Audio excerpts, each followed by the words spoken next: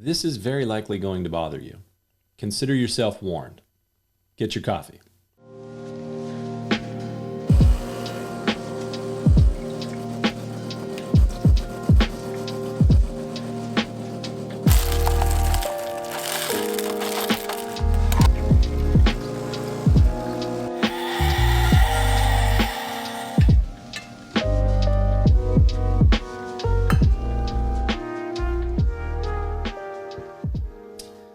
I don't know anyone that doesn't think that 2020 has been a challenging year.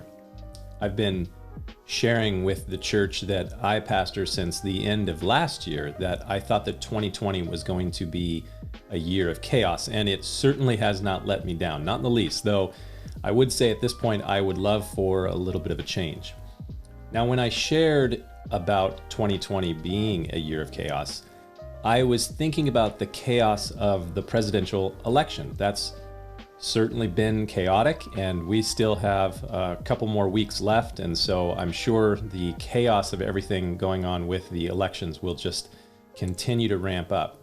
But when I talked about this year being a year of chaos, coronavirus was a headline maybe on page 5, nowhere near the front page of the news, but it has now dominated 2020 for more than 7 months. And as a result of COVID, we've experienced shutdowns and economic insanity, massive unemployment, huge government spending. We've had stimulus checks and fear and anxiety, masks.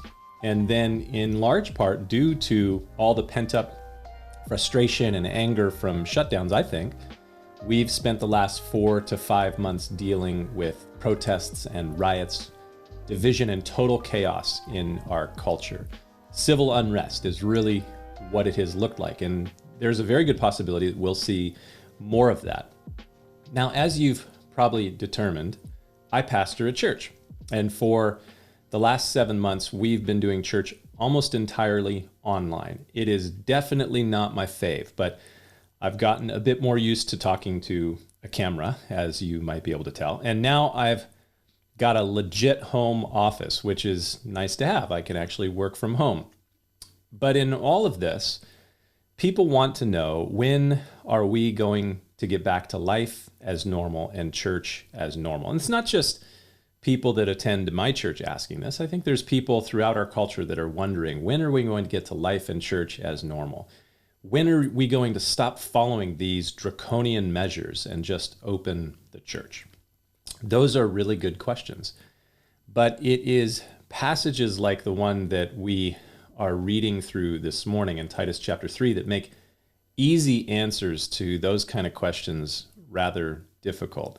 And really, it starts in the last verse of chapter 2, so it's not just chapter 3. And so if you look at Titus chapter 2, the very last verse, you read these words: speak these things, exhort and rebuke with all authority. Let no one despise you. Paul is writing to a younger minister who Paul had been involved in raising up in the ministry and discipling, and he had sent him to go and minister on the island of Crete. And now he's writing this letter back to him to explain to him how he ought to lead the church in raising up elders to lead the church there in that place. And so he says, speak these things, exhort and rebuke with all authority, let no one despise you. What is he supposed to speak and to exhort the church? Remind them to be subject to rulers and authorities, to obey, to be ready for every good work, to speak evil of no one, to be peaceable, gentle, showing all humility to all men. So I remind you to submit to rulers and authorities and to obey them. The Apostle Peter, he had a very similar exhortation.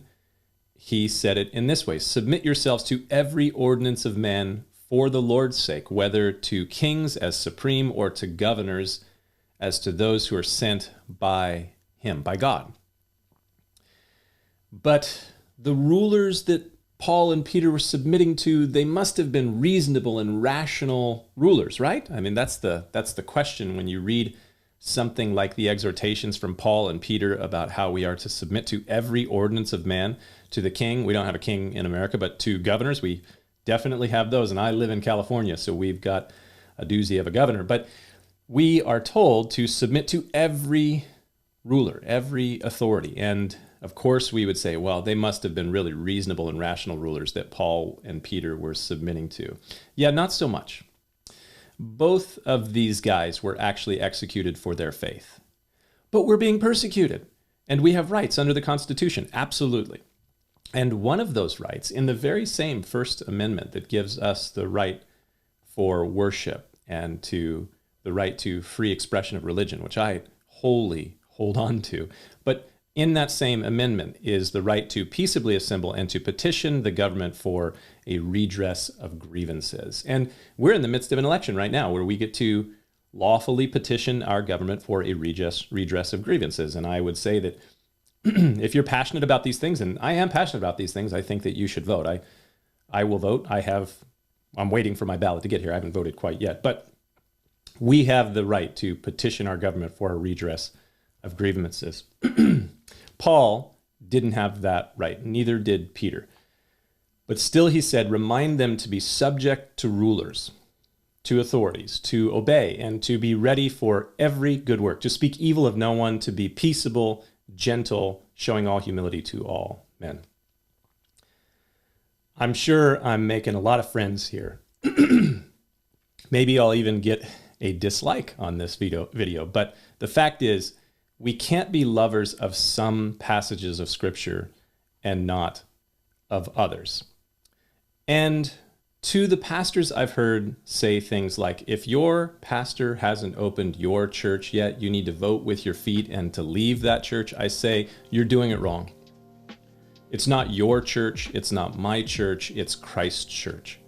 And he says to his church, be subject to rulers and authorities, to obey them.